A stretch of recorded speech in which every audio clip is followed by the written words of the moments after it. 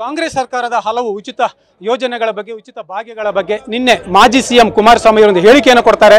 ಈ ಉಚಿತ ಭಾಗ್ಯಗಳಿಂದಾಗಿ ನಮ್ಮ ರಾಜ್ಯದ ಬಡ ಹೆಣ್ಣು ಮಕ್ಕಳು ದಾರಿ ತಪ್ತಾ ಇದ್ದಾರೆ ಅಂತ. ಇದರ ಬಗ್ಗೆ ಪ್ರತಿಕ್ರಿಯೆ ಕೊಡಲಿಕ್ಕೆ ಸ್ವತಃ ಡಿ ಕೆ ಶಿವಕುಮಾರ್ ನಮ್ಮ ಜೊತೆ ಇದ್ದಾರೆ. ಅವರನ್ನೇ ಕೇಳೋಣ. ಸರ್, HD ಕುಮಾರಸ್ವಾಮಿ ಅವರ ಒಂದು ಹೇಳಿಕೆ ಏನು ಪ್ರತಿಕ್ರಿಯೆ ಕೊಡ್ತೀರಿ ಅನ್ನೋದು ಇದಕ್ಕೆ? ಇಲ್ಲ, ನನಗೆ ಪ್ರತಿಕ್ರಿಯೆ ಕೊಡೋಕ್ಕೆ ಭಾಳ ನೋವಾಗ್ತಾ ಇದೆ. ಅವ್ರು ನನಗೆ ಹೇಳಿದ್ದಾರೆ, ನನಗೆ ಕುಮಾರಸ್ವಾಮಿ ಅವರು ಉತ್ತರ ಕೊಡಬೇಕು ಅಂತ ಹೇಳಿದ್ದಾರೆ. ಆ ದೃಷ್ಟಿಯಿಂದ ವಿಧಿ ಇಲ್ಲದೆ ಮಾತಾಡಬೇಕು.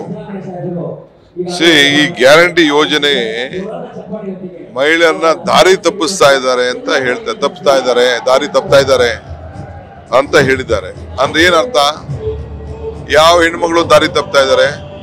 ಅವರ ಇವರು ತಂದೆ ಮನೆಗೆ ಹೋಗೋದು, ಅವರ ಅಣ್ಣ ತಮ್ಮದಿರ ಮನೆಗೆ ಹೋಗೋದು, ದೇವಸ್ಥಾನಕ್ಕೆ ಹೋಗೋದು, ಇಲ್ಲಾಂದ್ರೆ ಮಕ್ಕಳನ್ನ ವಿದ್ಯಾಭ್ಯಾಸಕ್ಕೆ ಹಣ ಖರ್ಚು ಮಾಡೋಂಥದ್ದು, ಹಬ್ಬ ಆಚರಣೆ ಮಾಡೋಂಥದ್ದು, ಫ್ರಿಜ್ ತಗೊಳ್ಳೋದು, ಟಿವಿ ತಗೊಳ್ಳೋದು, ಲ್ಯಾಪ್ಟಾಪ್ ತಗೊಳ್ಳೋದು, ಬಟ್ಟೆ ತಗೊಳ್ಳೋದು, ಇವೆಲ್ಲ ತಪ್ಪು ಕೆಲಸನ?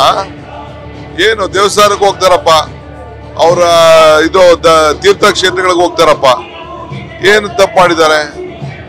ಇದು ಈ ರೀತಿ ಮುಖ್ಯಮಂತ್ರಿ ಆಗಿದ್ದಂಥವ್ರು, ಜವಾಬ್ದಾರಿ ಮನುಷ್ಯರಿರೋರು, ಇಡೀ ದೇಶ ಇವತ್ತು ನಮ್ಮ ಗ್ಯಾರಂಟಿನ ಹೊಗಳ್ತಾ ಇದೆ.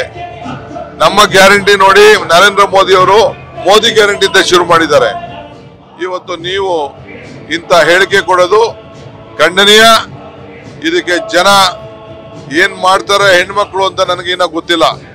ಇದು ಹೆಣ್ಮಕ್ಳು ಒಂದೇ ವಿಚಾರ ಅಲ್ಲ, ಮಾನವ ಕುಲಕ್ಕೆ ಒಂದು ದೊಡ್ಡ ಅವಮಾನ.